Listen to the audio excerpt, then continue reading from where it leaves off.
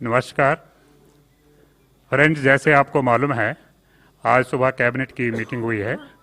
हमारे साथ हैं Shri Ramesh Pokhriyal Nishank ji, HRD minister, Shri Prakash Javadekar ji, I and B minister, Shri Amit Khare ji and madam Anita Agarwal ji, secretaries from the ministry of HRD.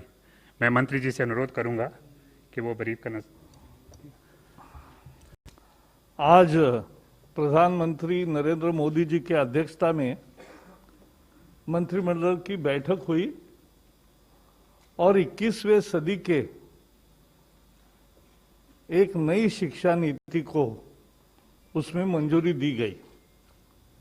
यह बेहद महत्वपूर्ण है क्योंकि 34 साल से शिक्षा नीति में परिवर्तन नहीं हुआ था और इसलिए आज का ये जो परिवर्तन है और जो नई शिक्षा नीतियां है, मुझे विश्वास है कि पूरा समाज और सभी देशवासी इसका स्वागत करेंगे और दुनिया के शिक्षाविद भी इसको निश्चित रूप से सराहना करेंगे। So friends, as today we have Ramesh Pokhriyal ji also, but I'll request first Secretary, who will do first? Amit Khare ji, to his Secretary of Higher Education, so he'll do a presentation because बहुत सारे मुद्दे हैं और बहुत मुद्दों को ढंग से समझने के लिए एक अच्छा प्रेजेंटेशन है, सबको मिलेगा भी और प्रेस रिलीज भी डिटेल्ड है, वो भी मिलेगा।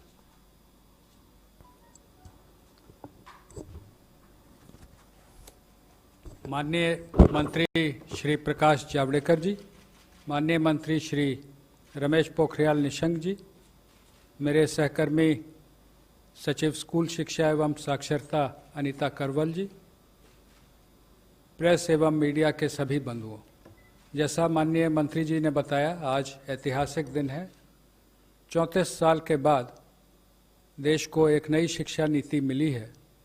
मैं संक्षिप्त प्रस्तुतिकरण के माध्यम से पुरानी शिक्षा नीति के मुकाबले हम नई शिक्षा नीति में कहाँ हैं, जो बड़े परिवर्तन हैं वो क्या हो रहे हैं उच्च शिक्षा, स्कूल शिक्षा में, और इसका क्या आउटकम रहेगा, कितने छात्र छात्राएं लाभान्वित होंगे, किस प्रकार से नए संस्थान खुलेंगे, इस पर एक प्रेजेंटेशन है सर, ज़्यादा लंबा नहीं है, it is 11 slides. I'll just give you the background that starting with the University Education Commission way back in 1948, there was Secondary Education Commission followed by Kothari Commission. And Kothari Commission was the one which led to the formulation of the National Policy on Education in 1968.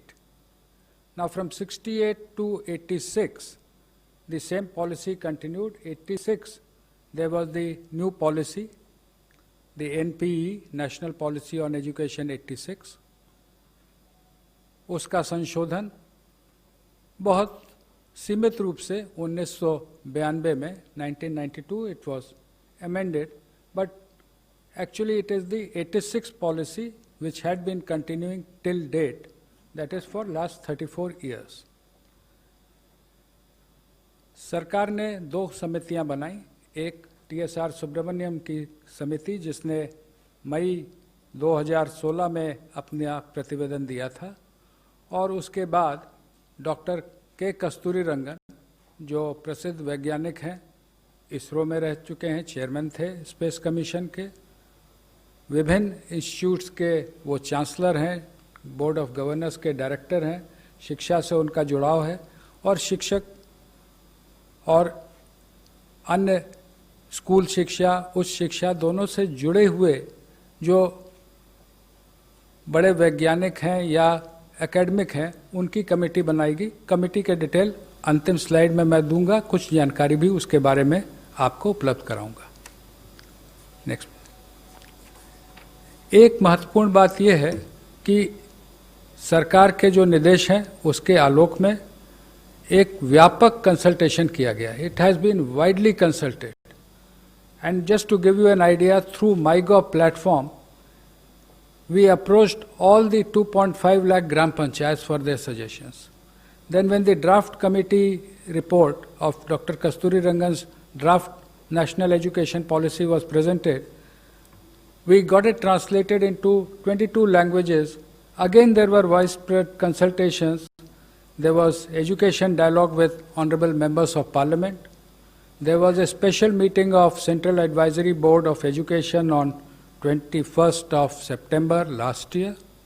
There was also a special meeting, Parliamentary Standing Committee on Human Resources had taken a special meeting on 7th of November.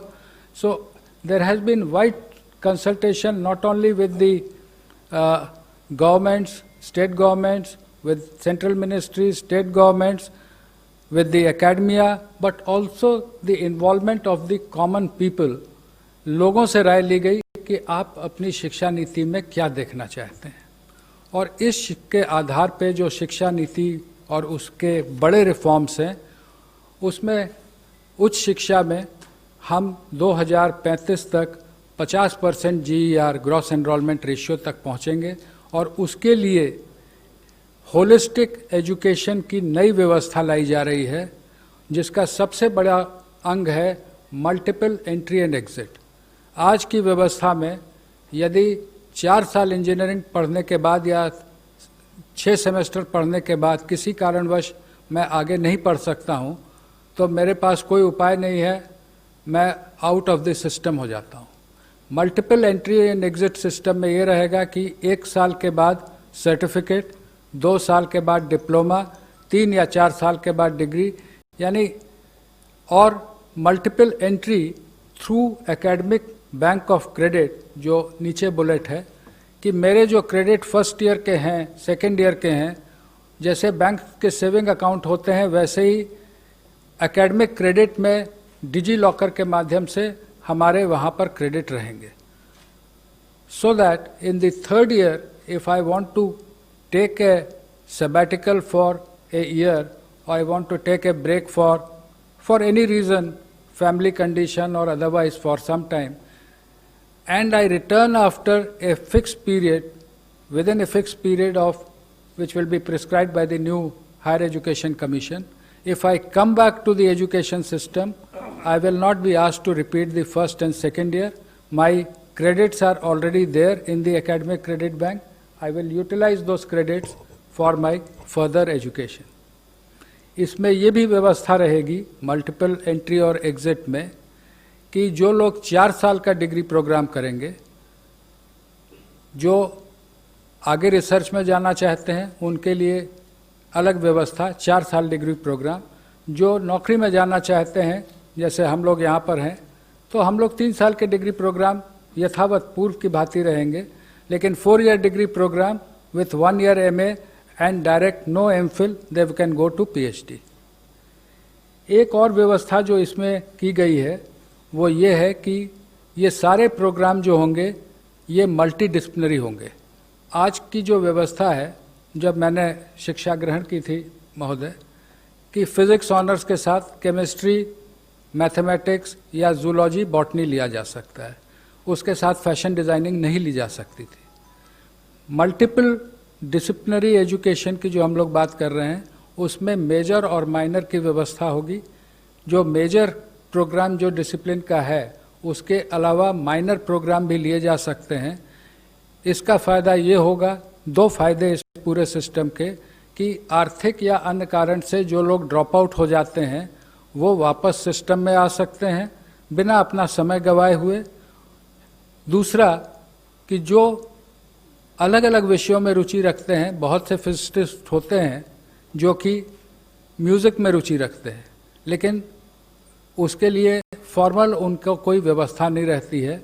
नई व्यवस्था में major और miners के माध्यम से ये व्यवस्था रहेगी कि व्यक्ति मल्टी डिसिप्लिनरी वेल राउंडेड अपने इंटरेस्ट के हिसाब से इंजीनियरिंग और म्यूज़िक अगर सीखना चाहता है, अगर वहाँ संस्थानों को मल्टी डिसिप्लिनरी बनाया जाएगा, यूनिवर्सिटीज़ को मल्टी डिसिप्लिनरी बनाया जाएगा, वहाँ वो शिक्षा ले सकता है. Next please.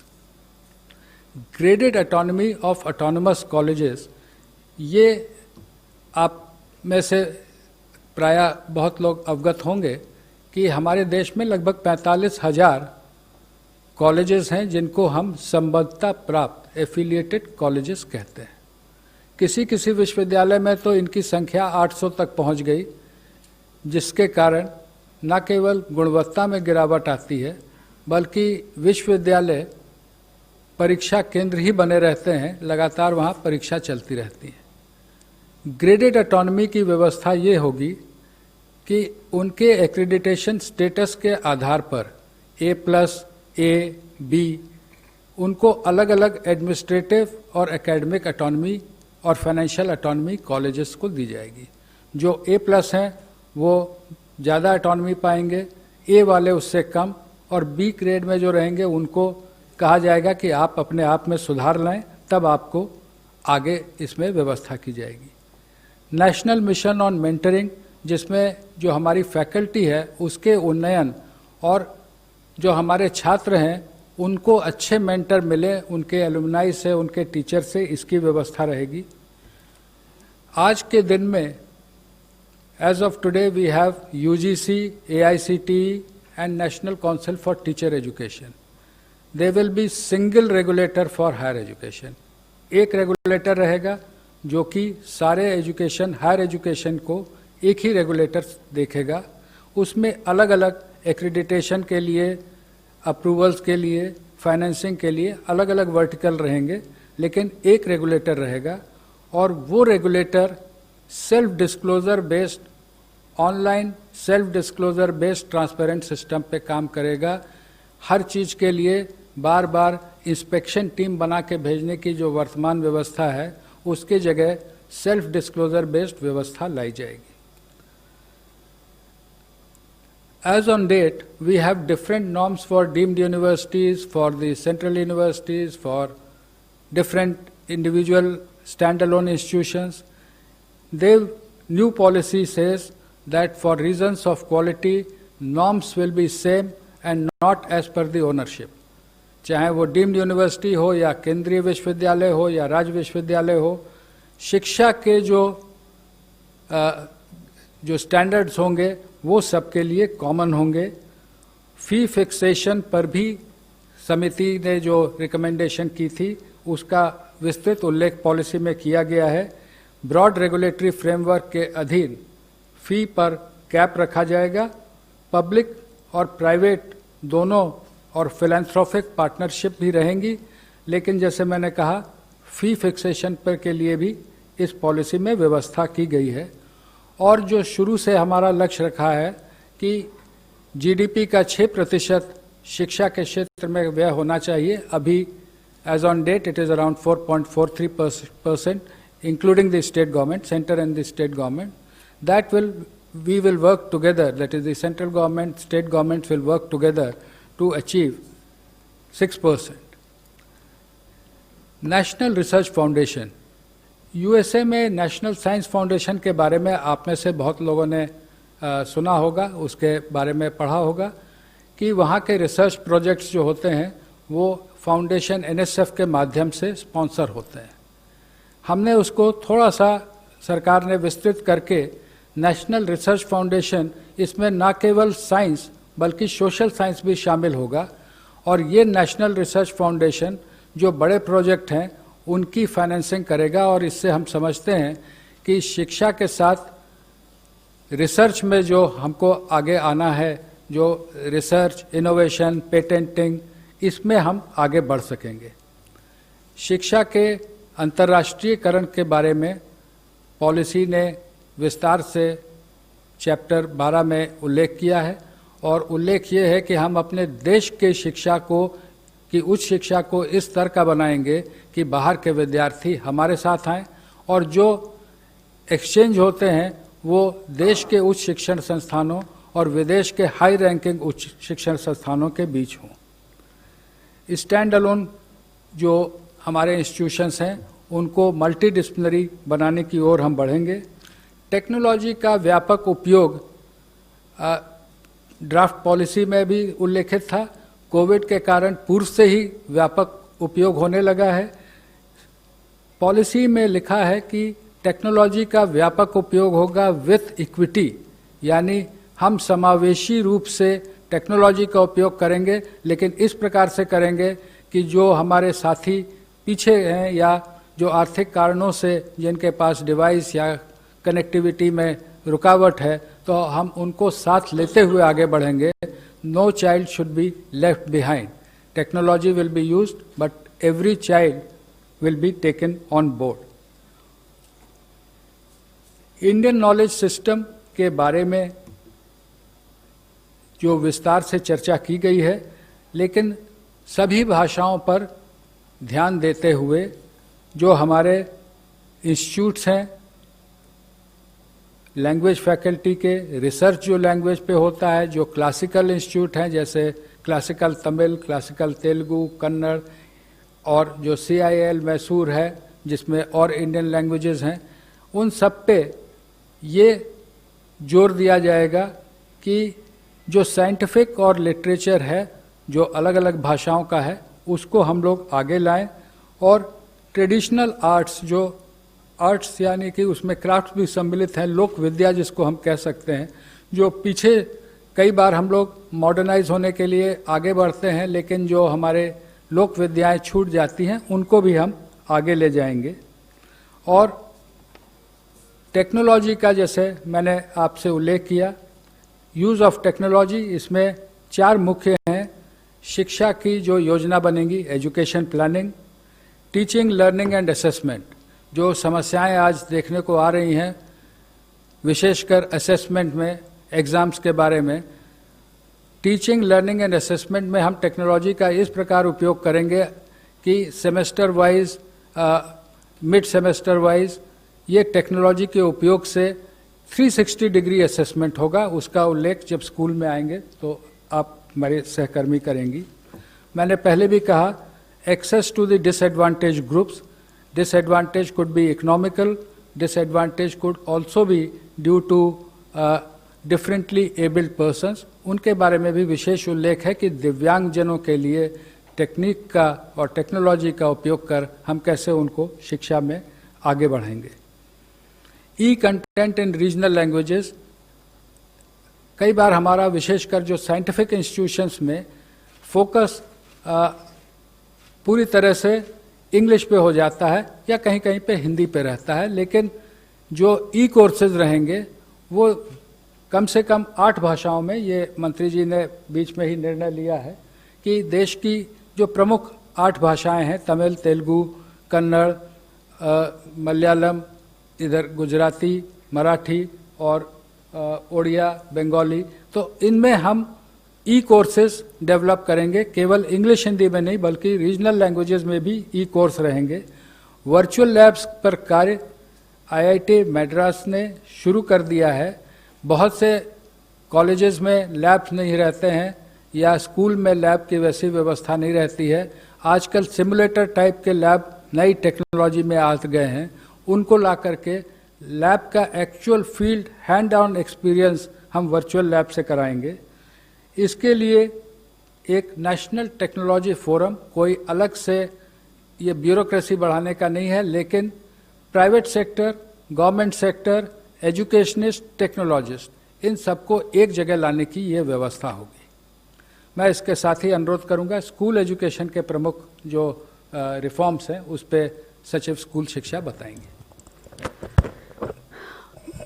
माननीय मंत्री जी श्री जावड़ेकर जी, माननीय मंत्री श्री निशंक जी, सचिव उच्च शिक्षा श्री खरे जी, PIB से कुलदीप जी और प्रेस के मित्रों, जैसा कि सर ने कहा मैं यहीं से शुरू करती हूँ।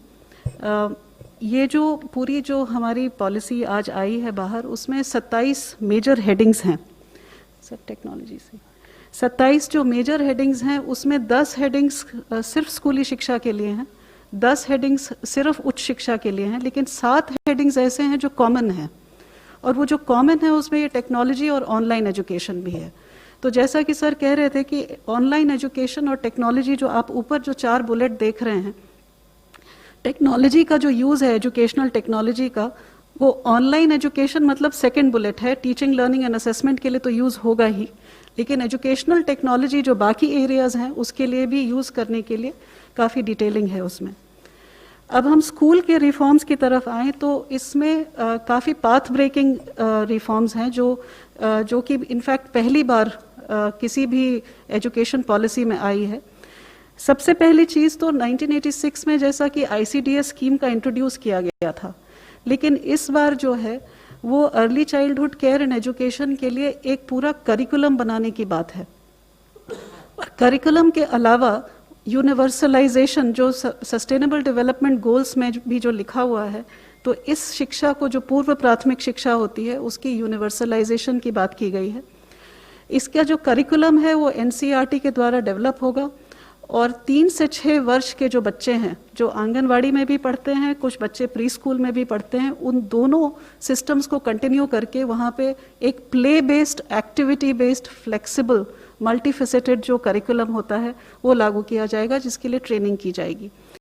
दूसरा जो एक बहुत बड़ा इसमें निर्णय है वो है कि जो बुनियादी शिक्षा होती है, जो बच्चे 6 से 9 वर्ष के होते हैं, जो कक्षा 1 से 3 में पढ़ते हैं, उनके लिए बेसिक लिटरेसी यानी कि साक्षरता, बेसिक न्यूमरेसी जो संख्या ज्ञान होता है, इन दोनों चीज़ों के ऊपर फोकस करते हुए एक नेशनल मिशन सेटअप किया जाएगा जो सिर्फ इस चीज़ के ऊपर फोकस करेगी और पूरे देश के बच्चों की ट्रैकिंग करके वो बच्चे कक्षा 3 तक फाउंडेशनल लिटरेसी और न्यूमरेसी को अचीव कर लें, ये उसका ऑब्जेक्टिव रहेगा।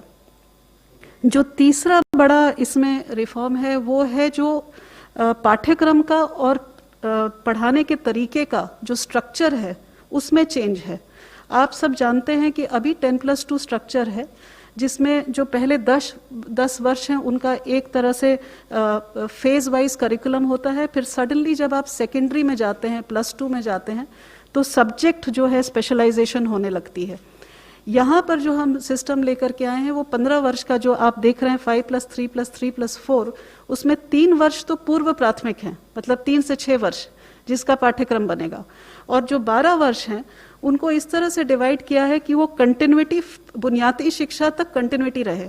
मतलब 3 से 6 वर्ष का बच्चा जो है 8 वर्ष तक एक ही पाठ्यक्रम, एक ही तरीके से पढ़ाई करे, play method, discovery method, activity based, experiential learning, ताकि वो फाउंडेशनल लिटरेसी और न्यूमरेसी अचीव कर सके।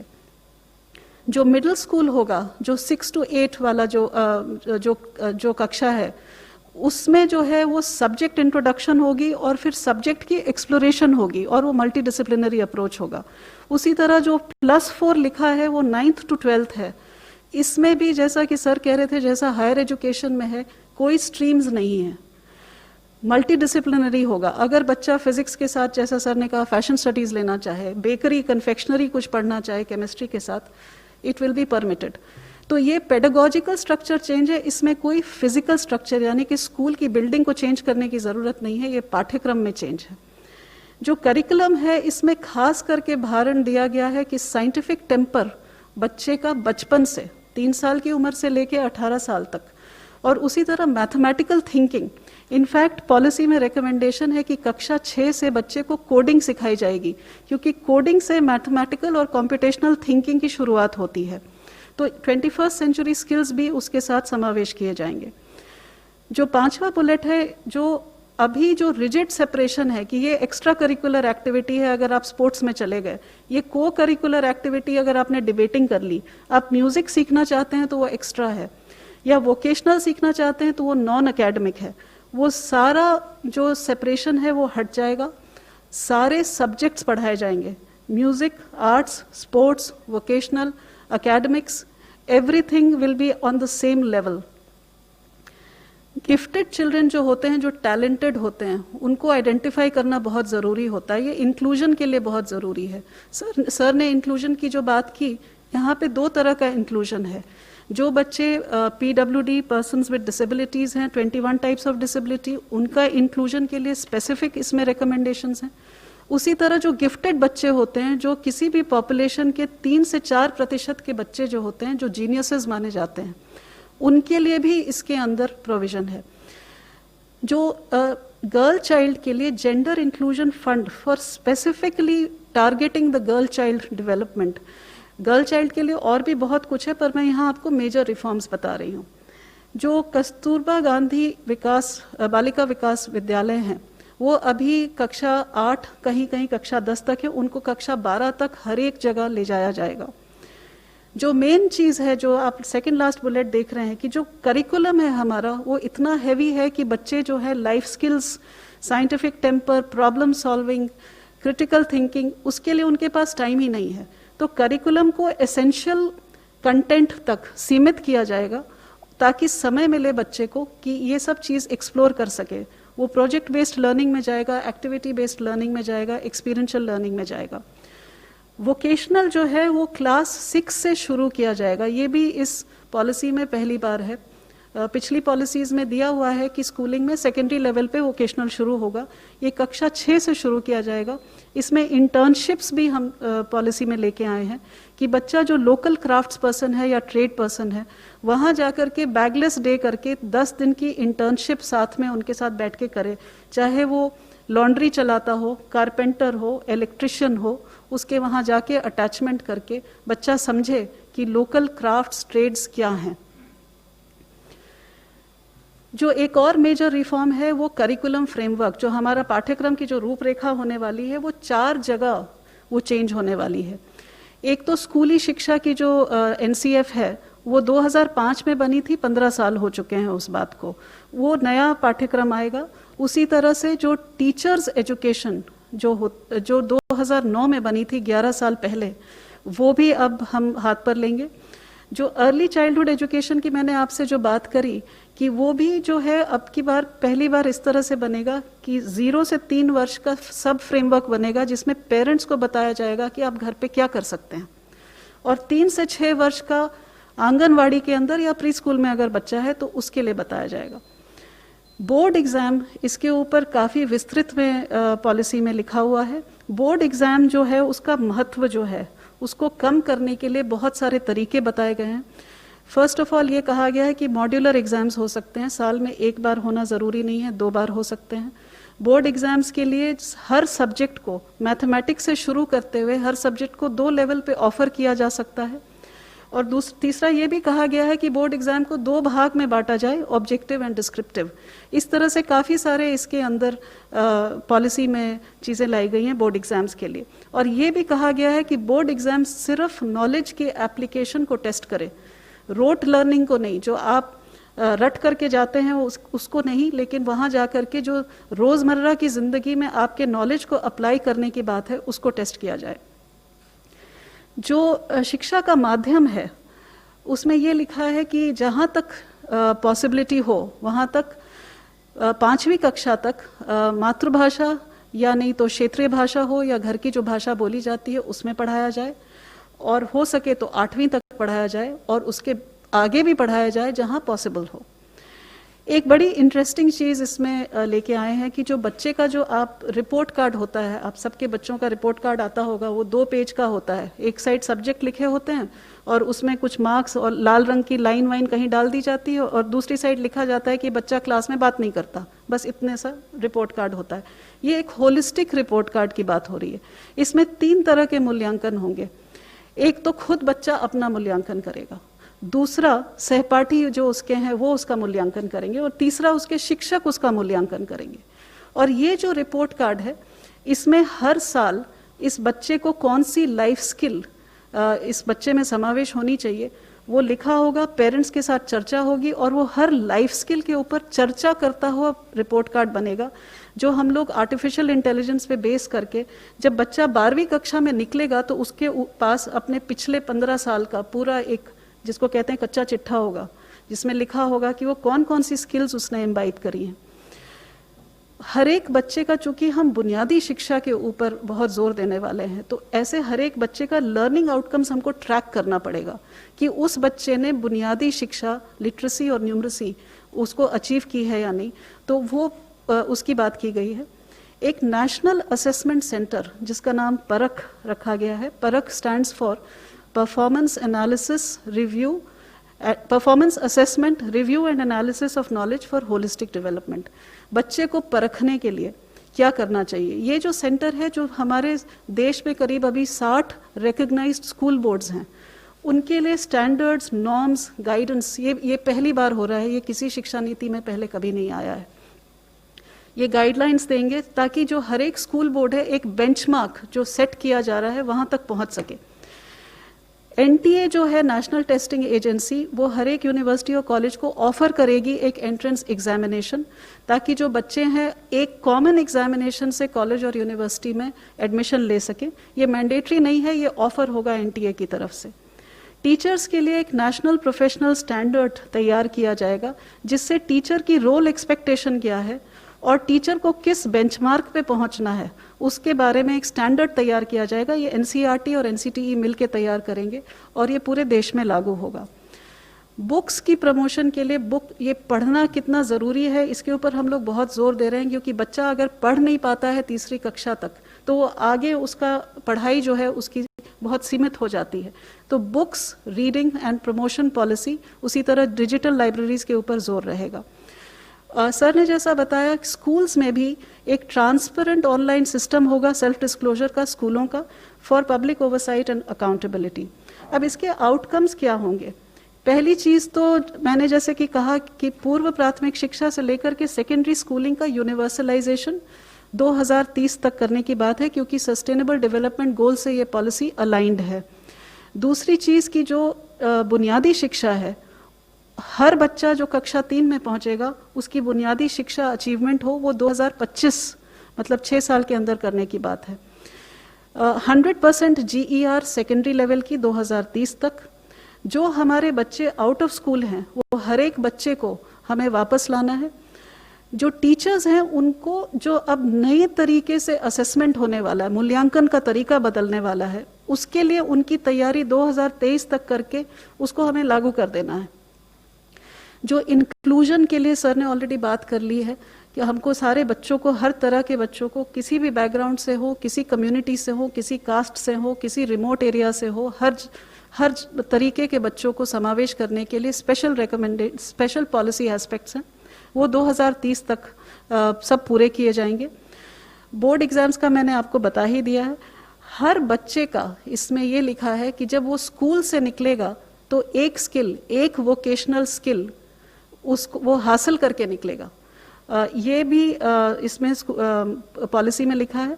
और जो कॉमन जो स्टैंडर्ड्स बन रहे हैं जो सेल्फ डिस्क्लोजर के, वो पब्लिक स्कूल्स और प्राइवेट स्कूल्स के लिए कॉमन रहेंगे, दोनों को एक ही स्टैंडर्ड में पहुंचने का है। तो ये स्कूल का इतना ही था। अभी सर आपको इसके बारे में बताएंगे। धन्यवाद अनीता जी। We have presented before you in a span of say half an hour the major highlights of the policy. We would again state that it is aimed at bringing transformational change, not incremental change, but transformational change in both higher education sector and the school education. The new system in school will be 5+3+3+4 in place of 10+2. In higher education, there will be multiple entry and exit system, introduction of 4-year courses, common regulatory system by a common regulator, single regulator, National Research Foundation, these are the important highlights of the new policy. प्रारंभ में ही मैंने निवेदन किया था कि doctor कस्तूरी रंगन की अध्यक्षता में समिति बनी थी। इस अवसर पर मंत्रालय, सर आपकी अनुमति से मंत्रालय की ओर से उनका और सभी मेंबर्स का मैं आभार व्यक्त करना चाहूँगा और एक जानकारी अपने मीडिया बंधुओं को देना चाहूँगा कि डॉक्टर कस्तूरी रंगन से मेरी बात हुई है और उन्होंने कहा है कि अगर मीडिया के कोई बंधु उनसे, इसीलिए उनके कॉन्टैक्ट डिटेल दिए गए हैं। If any one of you wish to contact him, he will be available. He is in Bangalore. He will be available for any queries. Thank you, sir. सभी को धन्यवाद। और नेक्स्ट सर, जैसे multilingualism मैंने कहा जी, सभी भाषाओं में आप सभी को धन्यवाद। सबको धन्यवाद। आप पोखरियाल जी, आप समापन करेंगे।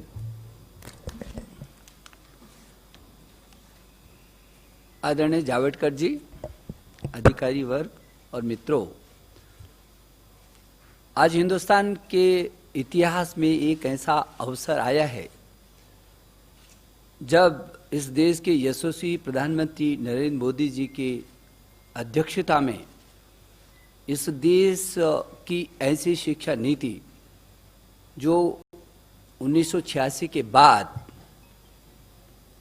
जो स्कूली शिक्षा और उच्च शिक्षा में उसकी परिवर्तनकारी सुधारों के लिए एक महत्वपूर्ण रास्ता प्रशस्त करेगा। और जो हमारे देश के प्रधानमंत्री ने एक नए भारत के निर्माण की बात की है, जो स्वच्छ भारत होगा, स्वस्थ भारत होगा, सशक्त भारत होगा, समृद्ध भारत होगा, श्रेष्ठ भारत होगा, एक भारत होगा। उस नए भारत के निर्माण में ये नई शिक्षा नीति 2020 मील का पत्थर साबित होगी। जैसे कि हमारे सचिव स्कूली शिक्षा और सचिव उच्च शिक्षा ने विस्तार पूर्वक सभी बातों को सूत्र रूप में रखा है, और हमारे बड़े भाई आदरणीय जावड़ेकर जी जो इस मंत्रालय में और इस शिक्षा नीति से तब से लेकर लगातार जुड़े रहे हैं, जिनके समय में, जिनके मार्गदर्शन में ये काफ़ी आगे बढ़ी। और मैं ये समझता हूँ कि पूरी दुनिया में शायद इससे बड़ा परामर्श, विचार विमर्श कभी नहीं हुआ होगा। इतना बड़ा नवाचार ये दुनिया के लिए एक उदाहरण है, जब किसी नीति पर देश के कोने कोने से, अभिभावकों से, छात्रों से, अध्यापकों से, विशेषज्ञों से, शिक्षाविदों से, राजनीतिज्ञों से, जनप्रतिनिधियों से और यहाँ तक कि 1,25,000 ग्राम समितियों से विचार विमर्श किया गया हो, जहाँ सभी सरकारों के साथ भी परामर्श किया गया हो, शिक्षा मंत्रियों से, देश के शिक्षा मंत्रियों से समय समय पर लगातार विचार विमर्श किया गया हो, देश के सभी राज्यों के शिक्षा विभागों के साथ परामर्श किया गया हो, जनप्रतिनिधियों के साथ लगातार बात की गई हो, और राज्यसभा और लोकसभा के सांसदों के साथ प्रदेश वाइज लगातार सुबह से शाम तक इन नीतियों पर, इनके एक एक विषय पर परामर्श और चर्चा की गई हो। संभवतः देश के इतिहास में ये पहली बार ऐसा हो रहा होगा। और इन लंबे रास्तों से होकर के, गुजर करके, क्योंकि ये देश की शिक्षा नीति बन रही है, शिक्षा किसी भी व्यक्ति, परिवार, समाज और राष्ट्र की आधारशिला होती है, और इसलिए व्यापक परामर्श और सब लोगों की चर्चाओं के बाद, और जब हमने इसको पब्लिक डोमेन में डाला था उसके बाद भी 2,25,000 के करीब सुझाव आए। उन सुझावों में भी हमने उच्च शिक्षा और स्कूली शिक्षा 2 अलग सचिवालय बनाए, 15-15, 20-20 टीमें विशेषज्ञों की बनाई, व्यापक उनका विश्लेषण किया, और उस सब के बाद इसको एक शिक्षा नीति के इस निचोड़ पर ला करके आज माननीय प्रधानमंत्री जी की अध्यक्षता में हुई जो कैबिनेट है उसने इस पर अपनी अंतिम सहमति दी है। मैं मानव संसाधन विकास मंत्रालय, जो अब शिक्षा मंत्रालय के नाम से जाना जाएगा, उस मंत्रालय की ओर से मैं अपने देश के यशस्वी प्रधानमंत्री जी का आभार प्रकट करना चाहता हूँ, पूरी कैबिनेट का आभार प्रकट करना चाहता हूँ, और मैं देश के लगभग 1,000 से भी अधिक विश्वविद्यालय, 45,000 से भी अधिक डिग्री कॉलेज, 15 लाख से भी अधिक स्कूल, 1 करोड़ 9 लाख से भी अधिक अध्यापक, और कुल अमेरिका की जितनी आबादी नहीं है उससे भी अधिक 33 करोड़ से भी अधिक छात्र और छात्राओं को आज के इस ऐतिहासिक दिन पर बधाई देना चाहता हूँ, शुभकामना देना चाहता हूँ। मुझे भरोसा है कि जो ये हमारी शिक्षा नीति है, ज्ञान, विज्ञान, अनुसंधान, नवाचार, प्रौद्योगिकी से युक्त, संस्कार क्षम, मूल्य परक, हर क्षेत्र में हर परिस्थिति का मुकाबला करने वाली, पूरी दुनिया के लिए भारत में ज्ञान की महाशक्ति के रूप में उभर करके आएगी, जब पूरी दुनिया का सबसे बड़ा गंतव्य, शिक्षा का गंतव्य हिंदुस्तान होगा। मैं एक बार फिर आप सबको भी शुभकामना देना चाहता हूं। और आज तो ये नीति में मुख्य क्या क्या बिंदु हैं, इन बिंदुओं की चर्चा की, लेकिन कभी भी आपको चर्चा करनी हो तो मैं समझता हूं कि उसके लिए हमेशा चर्चा के लिए समय है, और इस पे इतनी व्यापक चर्चा हुई है, लेकिन इस नीति को नीचे तक ले जाने के लिए आपकी भी सहयोग की हमको ज़रूरत पड़ेगी। एक बार प्रकाश भाई को भी मैं बहुत धन्यवाद देना चाहता हूँ। बहुत बहुत धन्यवाद। आज today this is a historic decision which has been explained by both the secretaries and the minister concerned, and I think we are giving along with it a detailed note in which all the features of new education policy are mentioned. And therefore today I have a request, क्योंकि अगर सवाल पूछने को एक बार शुरू करेंगे तो हर एक को सवाल है, क्योंकि शिक्षा हर घर का विषय है, आपका भी है, और इसलिए हम एक भी प्रश्न अनुत्तरित नहीं रखना चाहते। लेकिन वो आज सब न करते हुए कल से, हाँ, यानी बाद में मंत्री जी मिलेंगे, और क्योंकि आपको भी डाइजेस्ट करना है। और देखो, आज अगर आप सारा रिपोर्ट, सारा प्रेजेंटेशन और सभी प्रेस रिलीज सब दोगे तो पेपर में दूसरा और प्रश्नोत्तर, तो दूसरा कुछ छापने को जगह नहीं रहेगी। तो ऐसा मत करो। और इसलिए so will take questions afterwards, not today. That's a special request. Thank you. Thank you very much, sir. Thank you, sir. I will, Friends. we are meeting.